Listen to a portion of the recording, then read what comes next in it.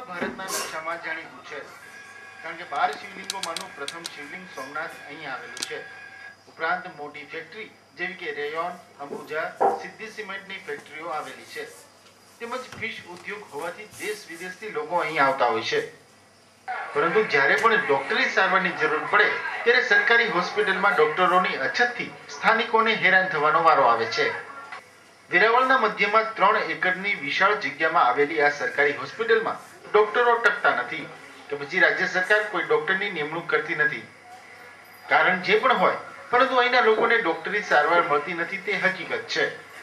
કારણ કે ફક્ત એક જ ડોક્ટર દરેક વિભાગ સંભાળે છે. એવું નથી કે આ હોસ્પિટલમાં સાધનોની કમી છે. દરેક પ્રકારની સુવિધા હોવા છતાં ડોક્ટરોની અછત હોવાથી દર્દીને સારવાર આપવા વાળું કોઈ નથી. એક તરફ રાજ્ય સરકાર જ્યારે જૂનાગઢને બેસ્ટ જિલ્લાના એવોર્ડથી નવાજે છે, ત્યારે આ વિસ્તારની જનતાની વર્ષો જૂની સમસ્યાને ઉકેલવામાં શા માટે ઉદાસીન છે તે પ્રશ્ન લોકોને મૂંઝવી રહ્યો છે. યોગેશ જોશી, TV9, વેરાવળ.